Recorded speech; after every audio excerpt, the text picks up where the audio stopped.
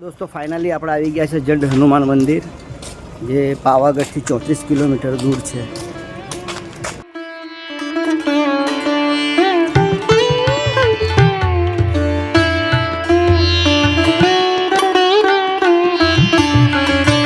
दोस्तों प्राचीन काळનું આ ભગવાન શિવનું મંદિર।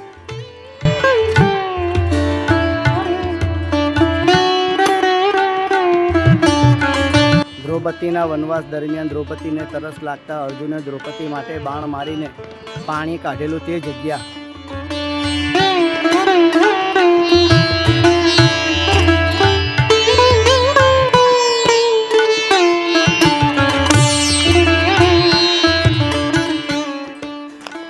ઘંટી જોવા જાય કઈ રકમની છે અને કઈ રીતે એનો ઇતિહાસ છે અને કઈ રીતે બનાવી એ પણ આપણે જાણશું, અંદર જાણવાની કોશિશ કરશું આપણે। એ આપણે જોવા અને ભીમની ઘંટી આવી ગઈ છે હવે।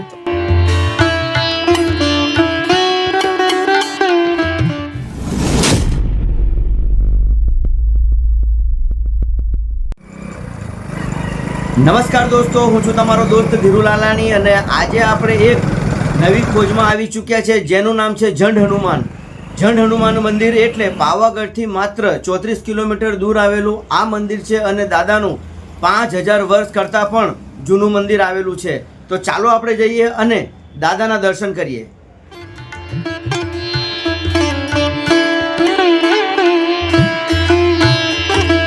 દોસ્તો ફાઇનલી આપણે આવી ગયા છે જડ હનુમાન મંદિર।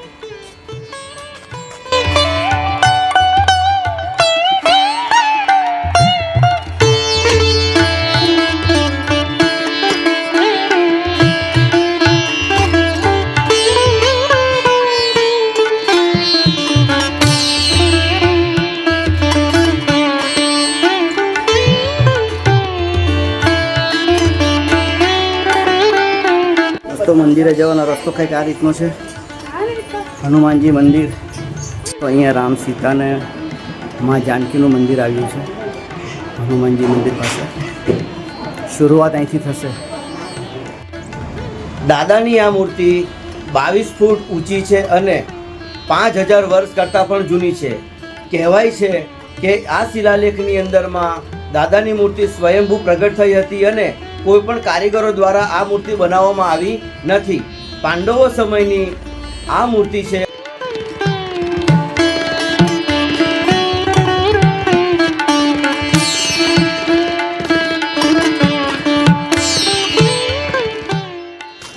દાદાના દર્શન થઈ ગયા આપણાને। હવે આપણે જઈએ ભીમની ઘંટી જોવા માટે અને પછી જઈશું કુંડમાં, બરાબર? તો બન્યા રહો મારી સાથે આ વિડીયોમાં। दोस्तों प्राचीन काळનું આ ભગવાન શિવનું મંદિર।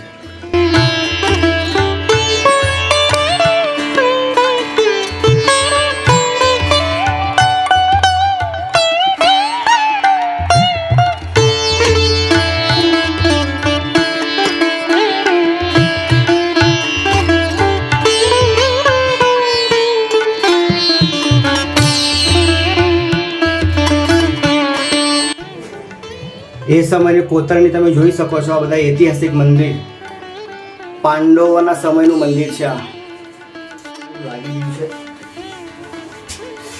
તમે જોઈ શકો છો।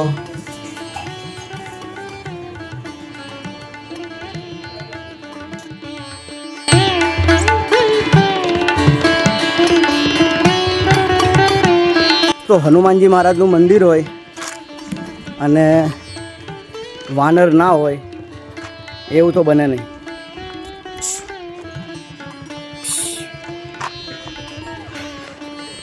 જો સાક્ષાત હનુમાનજી મહારાજ। હા હા હા, આ બાજુ પણ જોઈ શકો છો તમે। દોસ્તો જ્યાં જોશો ત્યાં તમને હનુમાનજી મહારાજ દેખાશે। કપિલ મહારાજ જો પુષ્કળ પ્રમાણમાં છે અહીંયા, પણ નુકસાન કોઈને કરતા નથી।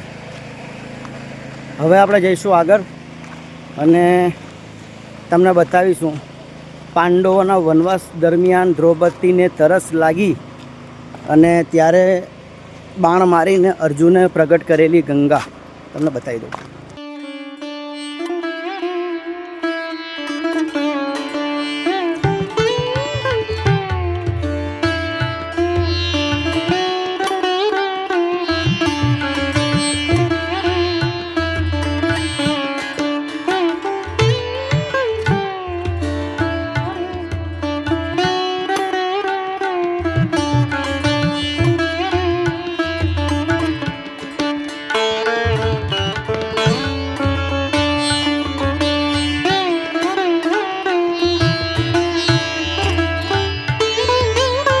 દોસ્તો આ પણ એક મંદિર જ છે, ઐતિહાસિક મંદિર. જોઈએ છે આ શું છે. આ સમાધિ જેવું લાગે છે, વંચાતું નથી કંઈ. અને એની બાજુમાં આ મંદિર તમે જોઈ શકો છો મિત્રો, હજારો વર્ષ જૂનું લાગે. કારણ કે એનો રસ્તો જ જે ખરો એ ઝાડની વચ્ચેથી, એના થળિયાના વચ્ચેથી છે. તમે જોઈ શકો છો આ વૃક્ષ, આખું વૃક્ષ છે જોરદાર. અને બે થળિયાની વચ્ચેથી અંદર મંદિરમાં જવાનો રસ્તો છે. દોસ્તો આપણે આગળ જઈએ ભીમની ઘંટી જોવા માટે. અને જંગલ તમે જોશો એટલે એકદમ જંગલની મોજ જો કરવી હોય તો આવો ઝંડ હનુમાન. જંગલ હી જંગલ. બધી આ ઝાડ મળે મોટા પત્તા સાદ હે તો શું. દોસ્તો 10 મિનિટનો રસ્તો છે. હા થાકી ગયા. ચોમાસામાં તો હરી કરી ચોમાસામાં તો જવાય નહીં. માજી શું લઈને બેઠા તમે? નીરો કે તાળી? હે ઓહો તો ત્યાં અહીંયા આવજો. આ કેસુના ફૂલ. અને આમાં તાળી નીરો નીરો કે તાળી? હવે તાળી બની ગઈ. પહેલા નીરો હતો.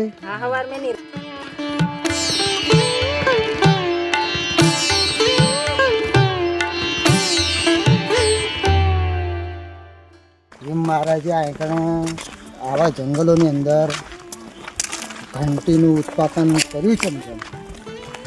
પણ એ સમય પર તો કંઈક તો થતો. ભાઈ ખાવા માટે તો કંઈક કરવું પડે નહીં. પણ આ તમે ચાર ફૂટ જુઓ, દૂર દૂરથી કોઈ વસ્તુ નથી. તો અનાજ પાણી આ બધું કઈ જગ્યાથી આવતું હશે? આ પાણીની જ પહેલે તો સુવિધા નથી. બરોબર. એટલે ભગવાન ભાઈ અર્જુને બાણ મારીને પાણીને જમીનમાંથી બહાર કાઢ્યું. પાણીની વ્યવસ્થા થઈ પહેલી. અને એ આપસ ધીરે પાણીની વ્યવસ્થા થઈ એટલે ધીરે ધીરે આ બધું ચાલુ થયું. હવે ભીમની ઘંટી જોવા જાય કઈ રકમની છે અને કઈ રીતે એનો ઇતિહાસ છે અને કઈ રીતે બનાવી એ પણ આપણે જાણશું, અંદર જાણવાની કોશિશ કરશું આપણે. એ આપણે જોવાનું. અને ભીમની ઘંટી આવી ગઈ છે હવે. પથારી રાખો, એકલા પહાડ પથ્થર રાખો. પાંડવો વનવાસ દરમિયાન ભીમ અહીંયા અનાજ દળતા હતા. તે ભીમની ઘંટી જોઈએ આપણે. ભીમની ઘંટી દોસ્તો આ છે ભીમની ઘંટી.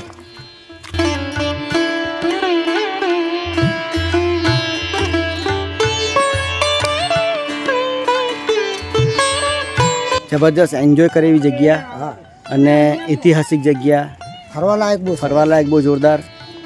તો સમય કાઢો તો આવો તમે પણ. અને અહીંયા ભીમની ઘંટી જોવાનું ચૂકશો નહીં. જો આ બધા જુએ છે, જુઓ ચાલુ જ છે. આ દેખાય છે કે દૂર દૂરથી લોકો આવે ને જુએ. અને જોવા લાયક સ્થળ એ જંગલની અંદર જે જોવાથી બહુ આનંદ આવશે તમને. જંગલ જોવું હોય તો ચોક્કસ આવો ઝંડ હનુમાન. ખરેખર આ જંગલની ખબર પડે. એક જ રસ્તો આવવાનો ને એક જ રસ્તો જવાનો, બીજો કોઈ રસ્તો નહીં. રસ્તો નથી. અમે ખુદ વિચારતા થઈ ગયા કે કેમ પાછા જશું. બરોબર. એટલો મોટો રાઉન્ડ કાપીને બી અમે આયા હિંમત કરી કે ચાલો જવું છે. આ પાવાગઢથી 34 કિલોમીટર થાય. પાવાગઢથી બરોબર. અને જાંબુ ઘોડાથી 12 કિલોમીટર. એટલે આવો અને સરસ એન્જોય કરો. જાંબુ ઘોડા આવો તો અહીં દર્શન થાય જટ હનુમાનજી મહારાજ. બાકી તો અઘરું કામ.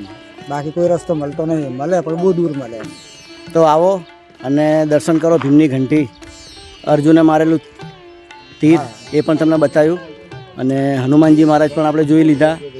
અને શિવ મંદિર જે મને એવું લાગે છે કે પાંડવોએ પૂજા કરેલી. પાંડવોએ જ.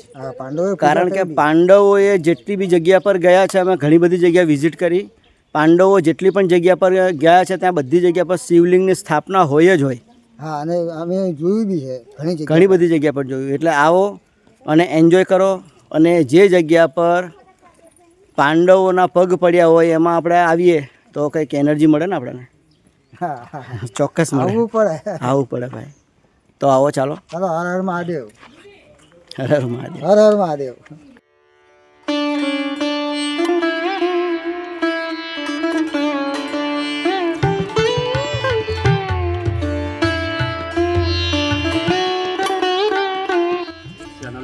સુની અનસુની ખોજ. ક્યાંથી આવ્યા તમે? ભરૂચ, કરજણ, ભરૂચ, કરજણ, આ બધા પડોશી જ છે આપણા. કઈના. અમે કોસંબા વાસી. ચાલો, સરસ સરસ. અમે ભરૂચના છીએ. બોલો હનુમાનજી મહારાજ કી જય. અરે વાહ ભાઈ, જંગલમાં અવાજ આવી ગયો. રાડું જ ખાલી 100 મણ ખાવાના, બાકી દાળ ભાત શાક ના રોટલી તો બધું નોખું, જે એના અંદાજો આપણે આંકી ના શકીએ કે એટલું બધું ખાઈએ.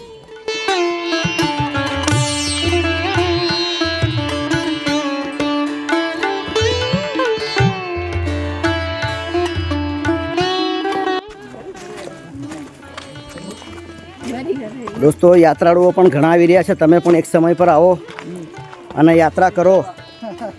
જંગલમાં આવો, જંગલમાં. દોસ્તો, આ હતું હનુમાનજી મહારાજનું ઝંડ હનુમાન.